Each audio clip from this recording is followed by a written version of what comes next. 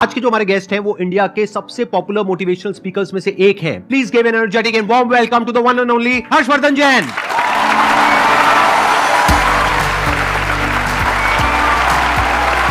क्या हालचाल जी? Same to same.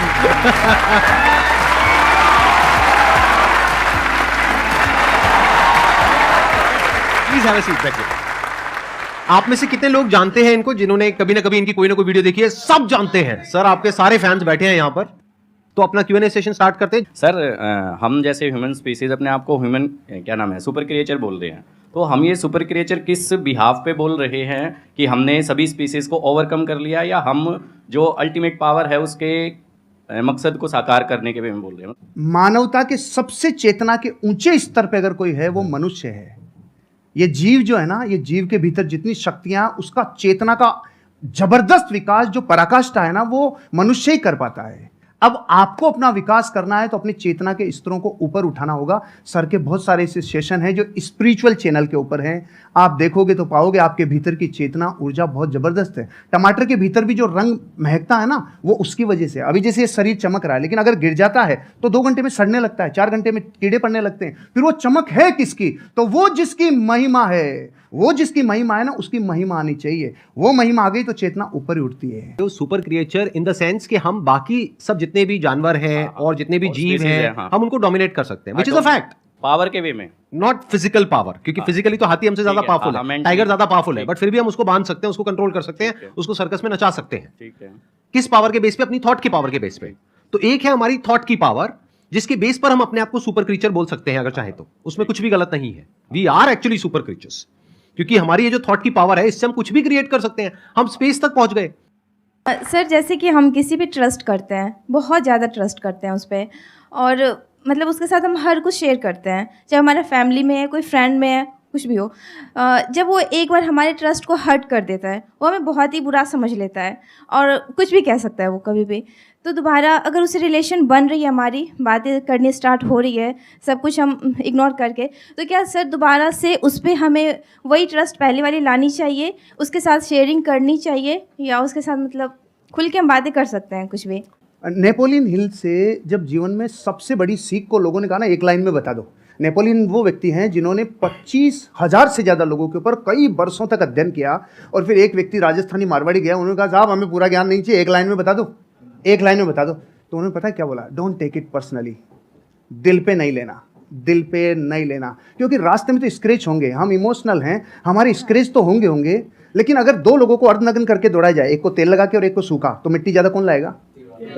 तो तेल लगाना बंद कर दो। यहाँ नहीं, दिल पे तेल लगाना बंद कर दो, हृदय पे लेना बंद कर दो, नहीं तो जैसे ही मार्केट में जाएंगे लोग तो आपको कुछ कहेंगे। तो पहली बात तो दिल पे नहीं लेना, क्योंकि दिल पे लेते लेते तो खत्म ही हो जाएंगे, फिर सबका दिल पे लेते चले जाएंगे। एक बात। दूसरी बात, आप कह रहे हैं दोबारा ट्रस्ट करें कि नहीं करें, सोच समझ के, विचार करके, क्योंकि जिस व्यक्ति ने एक बार ट्रस्ट तोड़ा है तो फिर वहां पर एक सिद्धांत लागू होता है, प्रेम भाव हो सब जीवों से, विश्व के हर जीव से प्रेम हो भाई, करुणा स्रोत बहे दुखियों पे फिर विशेष करुणा बहनी चाहिए। प्रेम भाव हो सब जीवों पे, करुणा स्रोत बहे दुखियों पे, दुर्जन में मध्यस्थ विभो, ये जो दुर्जन है ना उसमें फिर थोड़ा मध्यस्थ विभो उन पे, और गुणी जनों में हर्ष प्रभो। जैसे सर गुणीजन है तो ऑटोमेटिकली हृदय से एक श्रद्धा बहती है। तो प्रेम भाव हो सब जीवों में, गुणी जनों में हर्ष प्रभो, करुणा स्रोत बहे दुखियों पे, दुर्जन में मध्यस्थ विभो। दुर्जन से थोड़ा दूरी बना के रखिए, आगे बढ़ जाएंगे। ट्रस्ट तोड़ने का मतलब क्या? वो छोटा भी हो सकता है, बहुत बड़ा भी हो सकता है। छोटा मतलब क्या कि आपको कहा कि हाँ हम यहाँ पर घूमने के लिए जाएंगे, और एंड टाइम पे उसने कह दिया नहीं जाएंगे, ये भी ट्रस्ट तोड़ना है। और एक है कोई बड़े लेवल पे ट्रस्ट तोड़ना, यानी कि आपकी शादी हो गई है और कोई तीसरी बीच में आ गई है, I am just giving an example. या फिर उसने पैसा आपसे लिया बोल करके कि 15 दिन में दूंगा या दूंगी, और बहुत पैसा आपसे ले लिया जो आपने कहीं से अरेंज करके दिया, उसके बाद में आप उसको फोन कर रहे हो, फोन ही नहीं उठा रहा है 1 महीने तक, 2 महीने तक। एक आध बार ना उठाए तो हो सकता है कोई जेन्युइन प्रॉब्लम हो, बट आपको समझ आ गया उसकी नियत ही नहीं है पैसे वापस करने की। तो जब आपको समझ आ गया है कि वो इंसान भरोसा करने के लायक नहीं है, तो दोबारा भरोसा क्यों करना है? तब तक जब तक कि उसको एक्चुअल में पश्चाताप नहीं होता है। इंसान बदलता है, ये प्रकृति बदलती है, सब कुछ बदलता है। इस दुनिया में एक ही चीज कांस्टेंट है, दैट इज चेंज। सब कुछ बदलता है। तो हो सकता है वो इंसान आज ट्रस्टवर्दी ना हो, लेकिन 6 महीने बाद या 1 साल बाद वो पूरी तरह से बदल जाए। तो आपको देखना है कि क्या वो उसकी एक गलती थी।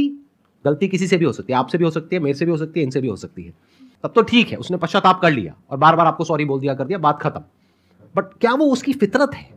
क्या वो दुर्जन है? जैसे इन्होंने वर्ड यूज किया दूरजन, मतलब कि ऐसे जनों से दूर ही रहो, दूरी बना करके रखो। सर जैसे कि आप बता रहे हैं रिश्तेदार हो गए या फिर लोग हो गए, इनको इग्नोर करो, राइट। बट अगर बात हो जीवन साथी की, आप उनके लिए मतलब सब कुछ कर रहे हैं, सब कुछ मतलब कि जैसे कि घर संभालना हो, बच्चे संभालना हो, साथ में उनका फाइनेंशियली भी उनको हेल्प करना हो, बट हम उनसे सिर्फ एक ही चीज़ चाह रहे हैं कि अगर वो हमें थोड़ा सा समय दें, पूछे कि आप कैसे हैं, क्या है, बट वो चीज़ होता नहीं है। तो उसको कैसे रियलाइज़ कराएं या फिर उस इंसान को हम अपना फीलिंग कैसे बताएं? किसी भी इंसान को आप रियलाइज करवाना चाहते हैं तो यही है रियलाइज नहीं करवाने का तरीका। मत करवाइए, अपने हिस्से का काम करवाइए। डेरेन हार्डी से एक पति पत्नी तलाक की नौबत पे पहुंच गए। उन्होंने कहा कि देखो साहब, हमारी काउंसलिंग करा लो, आखिरी मौका है, हम फिर छूटने वाले हैं, अलग अलग होने वाले हैं। उन्होंने अलग अलग काउंसलिंग की और पूछा उनसे कि आपके जीवन में इस रिश्ते को निभाने के लिए आपका योगदान कितना % है। तो पति ने कहा हाँ 50 मेरा है, 50 इसका है। पत्नी ने बोला 50 मेरा, 50 इसका है। उसने कहा बस यही रोग है तुम्हारा कि तुमने 50-50% रिश्ते को बांट रखा है। जिस दिन आप ये कहोगे नहीं, इस रिश्ते को निभाने की जिम्मेदारी मेरी 100% है, उस दिन से आप जीवन में, क्योंकि आप अपने हिस्से का काम करो, उसका नहीं। अब ये तो है जो फैक्ट है। अब बात करते हैं जो रास्ते में आने वाली घटनाएं जो अनिवार्य है। आप और हम जब ये यात्रा करते हैं ना, पति पत्नी वाली यात्रा, आपके साथी वाली यात्रा, तो जीवन बदलता ही बदलता है। चंद्रमुखी काल आएगा ही आएगा, सूरजमुखी काल आएगा ही आएगा, और एक टाइम पे ज्वालामुखी युग आएगा ही आएगा। ये रिश्ते में उफान आता ही आता है। यहाँ पे देखो ना आप, शुरुआत में गाने कैसे होते हैं, चोरी चोरी दिल तेरा चुराएंगे अपना तुझे हम बनाएंगे। सुशीला बैठी है ना इधर, इसलिए मैं ये गाता था, इसलिए बताया मैं। अच्छा, आपकी वाइफ भी आई हुई है? सुशीला आई है ना। अरे बिग राउंड ऑफ अप्लॉज। हाँ, नमस्कार जी, नमस्कार। एक बार ये कंप्लीट कर लें, उसके बाद आपसे कुछ बात करूंगा। हाँ, yes, yes. फिर गाने थोड़े दिनों के बाद थोड़ा बदल जाते हैं। जिंदगी में कोई कभी आए ना रखा। बदलते हैं कि नहीं बदलते? बदलाव को स्वीकार करना चाहिए, परिस्थितियों को अपना काम करने देना चाहिए। लेकिन आप जब पूरी ताकत इस पे लगाते हो ना कि सामने वाले को रियलाइज हो, नहीं होगा। फिर हमने उल्टी तरफ रास्ता, उल्टी तरफ अपनी ताकत लगा दी। आप अपने हिस्से का काम करो, एक दिन उसको जरूर समझ में आएगा। अब एक स्पिरिचुअल आंसर भी है। आपको पता है इन रिश्तों में कौन आता है? जिसका पिछला कैरी फॉरवर्ड बाकी हो, पूरा बदला लेगा, पूरा वसूल करेगा जितना बाकी था ना। क्योंकि पिछले बहू में वो पत्नी थे, आप पति थे, तो जितना अब समझ लो आप, मतलब कैरी फॉरवर्ड रिश्तों में आते ही वो है। क्योंकि अब जमाना बदल गया, युद्धों का जमाना नहीं है भाई, अब जमाना बदल गया। तो यहाँ बेरी बन के कई बार रिश्तों में लोग आते हैं जो अनंत काल के लिए आए। इसलिए एक ही रास्ता है, सबसे क्षमा, सबको क्षमा, यही है परस्पर उपग्रह जीव नाम। थैंक यू जी, बहुत बढ़िया। अच्छा, अब मैं एक बार, आपकी वाइफ भी आई हुई है, हाँ, उनसे कुछ बात कर सकता हूँ, अरे कुछ सर, पूछ सकता हूँ? एक बार माइक उनको दिया जाए। हाँ। जैसे इन्होंने बताया एक काल के बारे में, स्पेशली वो मेरे को काल काफी इंटरेस्टिंग लग रहा है, ज्वालामुखी काल। तो ये काल अभी नहीं आया हमारे बीच। अभी तक नहीं आया। मतलब शादी को कितने साल हो गए आप लोगों के? 17-18 साल हो गए। 17.5 साल। इनके बारे में कुछ ऐसा बताइए जो हम लोगों को नहीं पता है, मतलब किसी को, पब्लिक को नहीं पता है। अच्छी क्वालिटी और ऐसी कुछ नेगेटिव क्वालिटी। एक्चुअली सर ये ऐसे ही है कि कुछ भी ढका हुआ रखते ही नहीं, जो है ना, जो सबके सामने है। ये तो हो गई अच्छी क्वालिटी। जो हर सर इंसान सुनना में कुछ चाह रहे हैं प्लस भी होता है, कुछ माइनस भी होता है। जो सर सुनना चाह रहे हैं ना वो बोल। ऐसा तो मुझे कुछ याद नहीं आ रहा कि कुछ नेगेटिव तो कुछ मुझे लगता नहीं है। हाँ, इन दिनों जरूर हुआ है कि थोड़े से फेमस हो गए हैं, तो हम दोनों कहीं अकेले निकलते हैं कि चलो थोड़ा टाइम के लिए स्पेंड कर ले, और मार्केट में जाते हैं, सर सेल्फी सर ये, तो वो थोड़ा एक मुझे नेगेटिव लगता है। लेकिन इनकी पर्सनैलिटी में कुछ भी नेगेटिव नहीं है वो। अच्छा, सच सच बताना, जब जैसे आप कहीं गए मार्केट में, अब एक तो है कि कोई लड़के आकर के फोटो खींच रहे हैं, चलता है। एक है कोई सुंदर सी कन्या आई कि सर मैं आपकी बहुत बड़ी फैन हूँ सर, और उसने आकर के, ऐसा होता है, और उसने आकर के मोबाइल आपको पकड़ा दिया, तो फोटो खींचो। तो ऐसे में क्या होता है? सुनने दो, मैंने भुगता हुआ है इसलिए मैं पूछ रहा हूँ। नहीं, ऐसे में ऐसा होता है कि सर फिर किस थर्ड पर्सन को बुलाते हैं कि भैया आप मोबाइल ले, सुशीला आप भी आओ हमारे साथ, फिर हम तीनों की पिक्चर होती है। मैं इसको साथ अकेले किसी लड़की के साथ। अच्छा, अकेले लड़की के साथ फोटो नहीं खींचते हैं? मैंने आज आपको पर्सनली पहली बार देखा है। मतलब आप जैसे मोबाइल में देखती हूँ मैं, उससे बहुत ज्यादा स्मार्ट और अच्छे लग रहे हैं। सर आपका क्या कहना है इस बारे में? सर मेरे से ज्यादा यही देखती है। अच्छा, और मैं जब नहीं देख पाता और इतना ज्यादा व्यस्त रहता हूं तो ये मेरे को पूरी रिपोर्ट देती है, आज की वीडियो में ये था, आज की वीडियो में था, पूरी समरी मेरे को आपको यही देती है। सर आई मस्ट से आप दोनों की जोड़ी बहुत अच्छी है और मे गॉड ब्लेस यू हाँ, sir. Both. Thank you sir, thank you. हाँ, आपकी और मैम की भी बहुत अच्छी है। मैंने आपका वीडियो देखा था आपने हमारा और वीडियो देखा था? मैंने रिपीट 2-3 बार देखा कि कितना अच्छा हमने बोलती है पूरा मैम। मतलब मैं कैमरा फ्रेंडली नहीं हूँ। अभी आपसे बात करी तो अच्छा, अभी मेरे सामने कैमरा आ जाएगा तो मैं बोल नहीं पाऊंगी। तो इसलिए तो मैम बहुत अच्छा बोलती हैं। आप मेरी तरफ से उनको बहुत बहुत congratulation. Done, I pass on your message please. Thank you, thank very good. अब एक काम करते हैं छोटा सा, अगर आप लोग हाँ कहो तो पहले ही हाँ, पहले सुन तो लो। मैं पिछले कुछ टाइम से मेंटलिज्म सीख रहा हूं, तो इनके साथ कुछ किया जाए। आप में से कोई भी मेरे को अपना आईफोन दे दीजिए। मेरे वापस नहीं आएगा। हो सकता है वापस ना आए, मतलब ये तो गुरु दक्षिणा है भाई।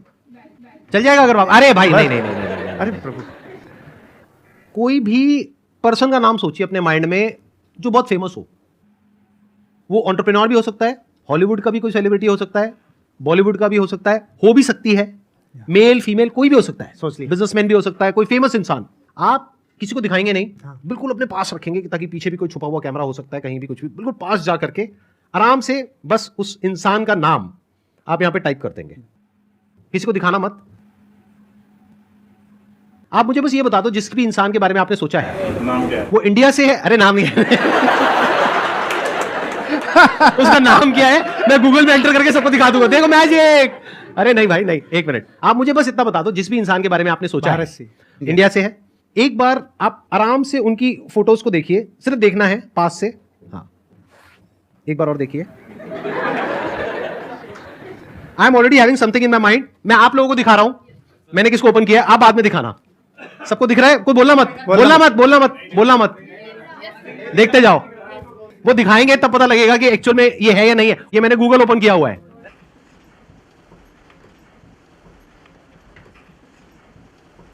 दिखाओ सर कौन है? सच में?